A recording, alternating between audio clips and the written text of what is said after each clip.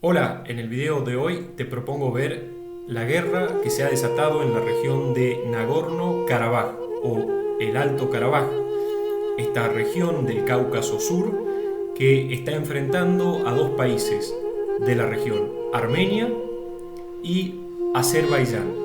Vamos a ver los orígenes del conflicto, la historia, la situación actual y las perspectivas a futuro de este conflicto que tiene en vilo a la región y que ha alterado la paz y la seguridad.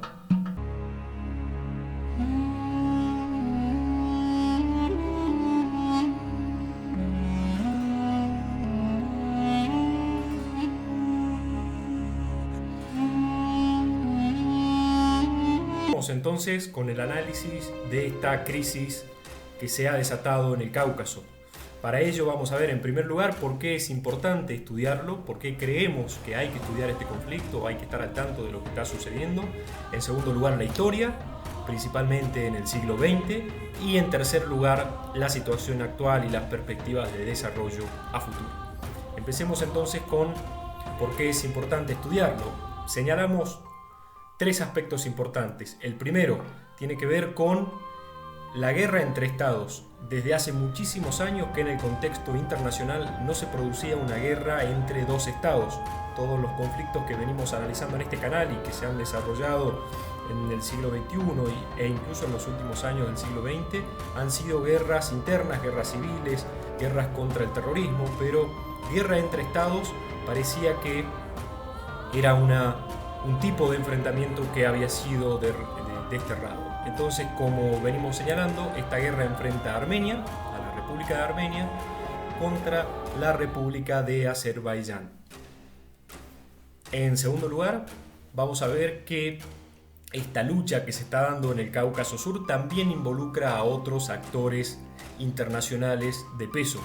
Concretamente, detrás de cada uno de los oponentes hay aliados que están convirtiendo este conflicto en una guerra subsidiaria o en una proxy war. Concretamente, detrás de Armenia están los intereses rusos en la región y detrás de Azerbaiyán y mucho más decidido el apoyo de Turquía, que como venimos viendo en los videos y como sabemos por el análisis del contexto internacional, se ha convertido en un actor importante en la región que busca su influencia no solo en el Mediterráneo, sino también en Libia, en Siria, por supuesto, y en esta región del Cáucaso, apoyando a Azerbaiyán. Y claramente, detrás de estos actores internacionales hay líderes que están poniendo en cuestión la paz y el orden internacional establecido. Claramente, Vladimir Putin en Rusia y Tayyip Erdogan en Turquía. Y en tercer lugar, hay dos principios contrapuestos. Esto nos parece fundamental, principios contrapuestos del derecho internacional. Por un lado, el derecho o aquel principio que establece la autodeterminación de los pueblos, esa autodeterminación que implica el deseo manifiesto de un grupo de habitantes que se reconocen como un pueblo o una nación, es decir, que comparten características comunes, una historia, un lenguaje, una cultura común y que deciden otorgarse para sí mismos una forma política que se corresponda con ese sentimiento de pertenecer a una nación. Y este principio se contrapone claramente con el principio de integridad territorial, que es el que defiende Azerbaiyán. En el caso de la autodeterminación de los pueblos, la región de Nagorno-Karabaj, como vamos a desarrollar a lo largo de este video, tiene que ver con esta incipiente república, que es la República de Artsaj, que busca ser reconocida como un estado independiente. Vamos a desarrollar este tema a continuación. Entonces, esos son los tres aspectos por los cuales consideramos que es fundamental entender qué está pasando hoy en el Cáucaso. Para eso vamos a desarrollar brevemente la historia de esta región del planeta. Concretamente vamos a ver que el Cáucaso tiene en su interior distintas etnias, más de 50 grupos étnicos que en distintas etapas de la historia se han enfrentado. De esos 50 grupos étnicos o etnias, hay tres que son los predominantes o los mayoritarios: Georgia o los georgianos, los armenios, representados en verde en el mapa, y los azeríes, representados en azul en el mapa. Ahora vamos a ver, como decíamos, el desarrollo de esta región del Cáucaso, o hacia 1914. Esta región se encuentra dominada por tres grandes imperios. En verde vamos a ver el Imperio Otomano, en rojo el Imperio Ruso y en amarillo el Imperio Persa. Como se puede percibir, la región está atravesada en 1914 por una zona limítrofe entre estos grandes imperios, que justamente con la guerra que se inicia en 1914, la Primera Guerra Mundial, y que se extiende hasta 1918, va a haber la desaparición de por lo menos dos de estos grandes imperios, el Imperio Ruso y el Imperio Otomano, que no sobreviven a la guerra. El Imperio Ruso lo hace un poco antes de terminar la guerra, en 1917, como sabemos, con la Revolución Rusa, y el Imperio Otomano también cae como consecuencia del triunfo de los países aliados, Inglaterra, Francia y Estados Unidos principalmente.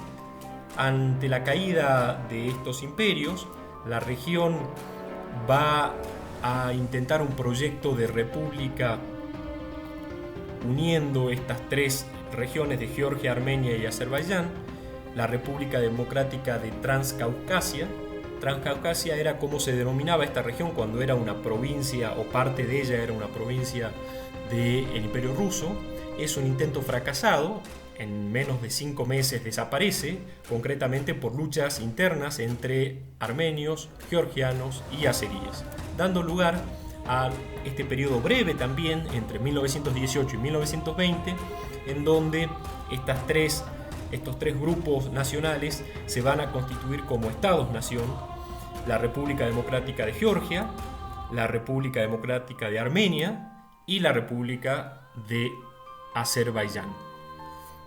También va a ser un experimento fracasado que no va a tener mucho éxito, sobre todo porque, recordemos, hacia 1920 Rusia está consolidándose como una potencia, está venciendo en su guerra civil interna para consolidar la revolución comunista que se ha iniciado en 1917, y ya para 1920 se empieza a ocupar activamente de la zona del Cáucaso. Concretamente, entre 1920 y hasta la caída de la Unión Soviética, la región se va a dividir de nuevo en tres: entre la República Socialista Soviética de Georgia, la República Socialista Soviética de Armenia y la República Socialista Soviética de Azerbaiyán, es decir, las tres formando parte de la Unión de Repúblicas Socialistas Soviéticas, la URSS, con centro en Moscú, y que va a tener estas repúblicas que forman parte de la República Socialista Soviética. También es cierto que entre 1922 y 1936 hay un proyecto de federación, es decir, estas tres repúblicas soviéticas del Cáucaso, integrarlas en una sola, la República Federativa Socialista de Transcaucasia, pero como vemos en 1936 ese proyecto fracasa por las desavenencias internas, por las luchas entre los líderes de los partidos comunistas de cada una de estas regiones, Georgia, Armenia y Azerbaiyán. Concretamente, entre el 20 y el 21 se va dibujando el mapa de lo que conocemos hoy como Armenia y Azerbaiyán. Concretamente, entre la República Socialista Soviética de Armenia y la República Socialista Soviética de Azerbaiyán. Pero para ello es importante que ya vamos introduciendo el conflicto concreto de Nagorno-Karabaj.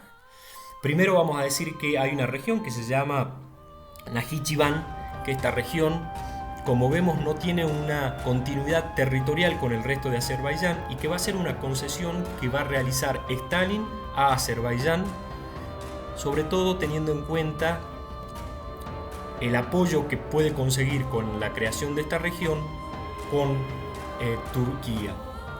Recordemos que Turquía es un gran enemigo de los armenios. Para eso es importante decir que los armenios, que tienen siglos habitando en esta región, se identifican desde el año 300 después de Cristo con el cristianismo. De hecho, son católicos ortodoxos y van a chocar a lo largo de la historia fuertemente con los turcos. De hecho, el episodio más grave conocidos por todos es el genocidio armenio, que implica la muerte de al menos 2 millones de armenios en manos de los turcos, genocidio que por cierto es desconocido actualmente por la República de Turquía, mientras que los azeríes, los habitantes de Azerbaiyán, se van a identificar como grupo étnico con Turquía. De hecho, hablan un idioma de origen túrquico, comparten antepasados comunes con Turquía, comparten creencias comunes.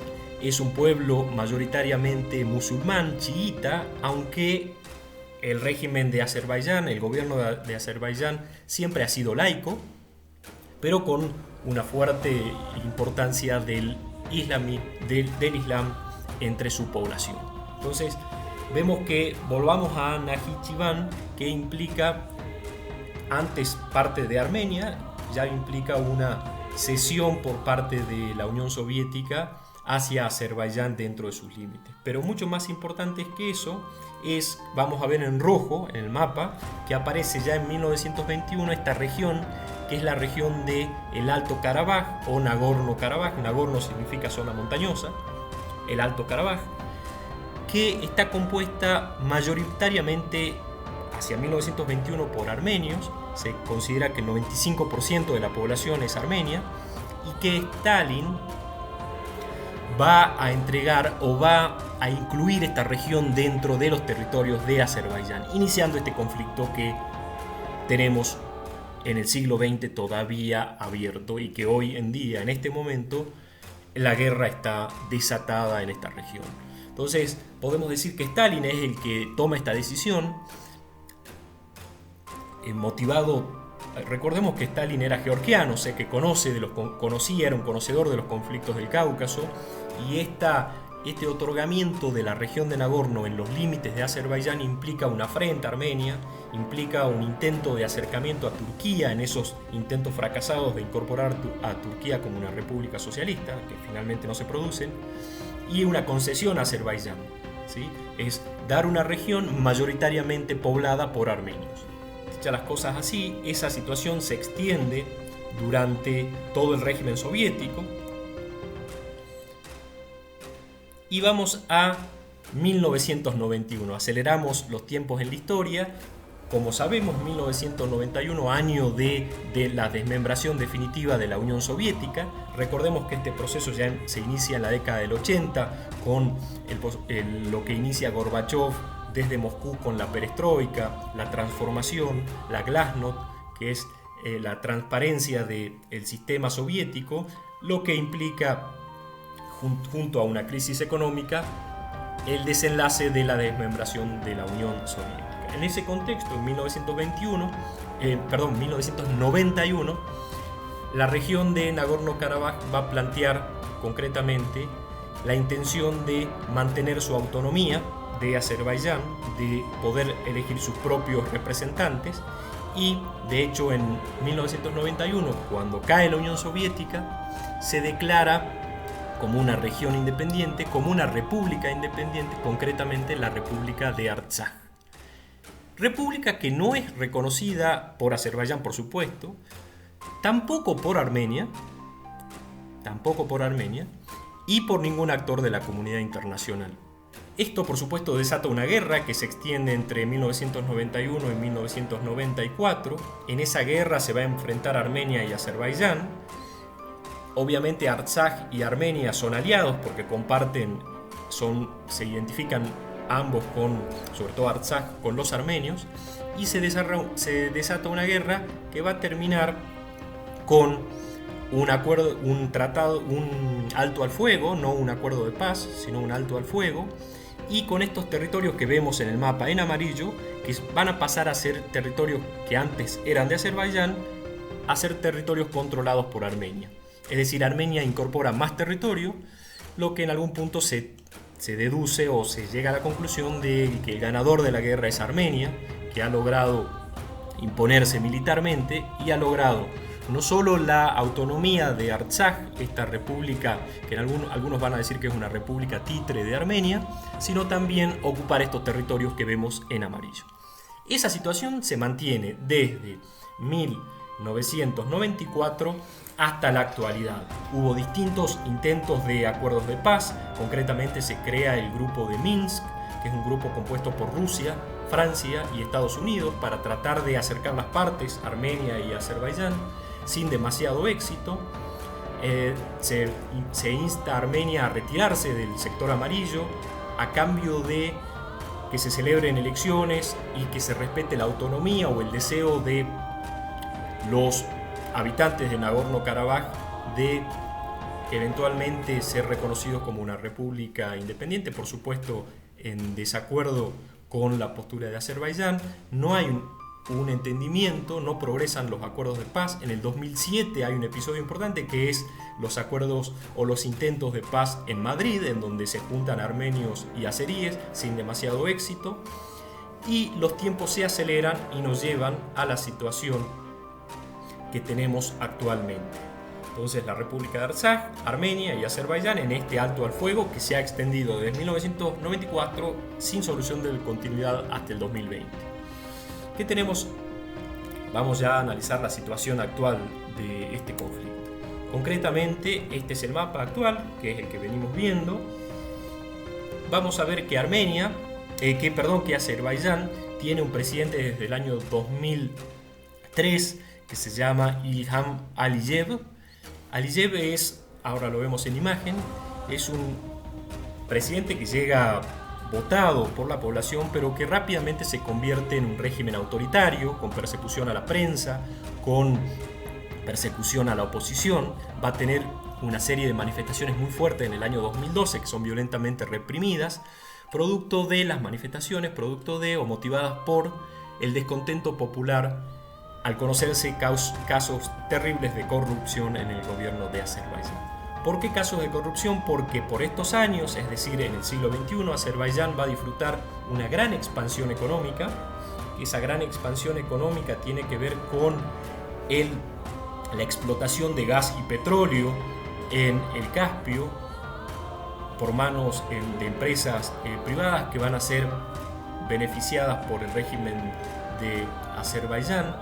De hecho, van a nacionalizar algunas de esas empresas y se va a construir un gasoducto que conecta a Azerbaiyán, las reservas de gas y petróleo, con Turquía, salteando el territorio de Armenia, y con Europa, abasteciendo nada más y nada menos de gas a Europa. Esto genera en los últimos años un gran crecimiento económico en el PBI de Azerbaiyán. Incluso por año fue el país que más creció proporcionalmente su Producto Bruto Interno, y nos lleva a la situación de un régimen que en los últimos 18 años, producto de este ingreso de divisas, se ha armado significativamente, ha firmado contratos militares con Rusia. De hecho, aunque Rusia apoya a Armenia, no se ha privado de venderle armas a Azerbaiyán, con Israel, con Estados Unidos, es decir, con las principales potencias del mundo, llevando su presupuesto militar a aproximadamente $4.000 millones anuales. En ese contexto, Turquía, también con un líder controvertido como Erdogan, que también militarista, expansionista, con un gran proyecto de construir aquel viejo imperio otomano o con tener influencia en el Mediterráneo, en el norte de África, en Asia, también en la región del Cáucaso, que va a apoyar decididamente a los azeríes y al régimen de Aliyev. Por el otro lado, Armenia, con actualmente el primer ministro Pashinyan, que a diferencia de Azerbaiyán podemos decir que Armenia es una república democrática, también con casos de corrupción que se han revelado en los últimos años, pero que respeta la institucionalidad, que respeta ciertas libertades, que no tiene las características de régimen autoritario como sí lo tiene Azerbaiyán, aunque sí con un discurso nacionalista muy marcado. El nacionalismo armenio es reconocido en todo el mundo, y hay una diáspora armenia que hay que mencionar, que es muy importante, países importantes como Rusia o Estados Unidos, que tiene un gran poder de influencia sobre actores internacionales. Detrás del régimen de Armenia, un gran aliado de Armenia histórico es la Rusia de Putin, que concretamente tiene acuerdos militares, también ha vendido material militar, pero no de las mismas proporciones. Para tener una idea, contra los 4.000 millones de dólares anuales de gasto militar de Azerbaiyán, el presupuesto militar de Armenia no llega a los 500 millones de dólares. No es menor, pero es menor al lado de la proporción que ha tenido el gasto azerí. Este es el contexto que nos lleva a los enfrentamientos que se inician el 27 de septiembre del año en curso, del año 2020, que claramente tienen que ver con el avance azerí sobre la zona del sur de Nagorno-Karabaj, la zona roja, y la zona ocupada en amarillo por Armenia, avance en el sur y en algunas localidades del norte, avance militar que en los primeros días es importante, pero que se detiene por, entre otras cosas, la geografía montañosa que impide ese avance determinante. El número de muertos, el número de caídos civiles y militares es desconocido, cada país da un número diferente. De hecho, cada país, tanto Armenia como Azerbaiyán, se vienen acusando de ser los primeros en atacar. Concretamente, la capital de Nagorno-Karabaj ha sido víctima de bombardeos y sin duda poniendo en riesgo a la población civil. Este es el contexto. Hasta ahora hubo un intento de la comunidad internacional de llegar a un acuerdo de paz. Ese acuerdo de paz o esos tratados han fracasado. El día 9 de octubre, en el corriente mes, en este año, Rusia ha hecho esfuerzos por sentar a las partes y ha logrado un alto al fuego que ambos presidentes de Azerbaiyán y de Armenia han dicho que es un alto al fuego humanitario por 10 horas. De hecho, así, entre el 9 y el 10 de octubre ha sido interrumpido. Ese alto al fuego ha sido violado por ambas partes. De hecho, se siguen acusando por quién fue el que violó el alto al fuego. Y tenemos una intervención militar concreta de Turquía, no solo con ayuda material de medios militares, sino también con soldados en el terreno, aunque lo ha negado Turquía.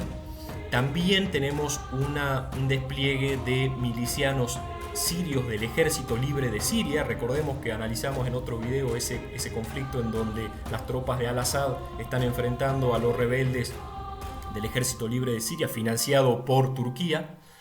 Esas tropas se dice que están operando también en Azerbaiyán contra Armenia.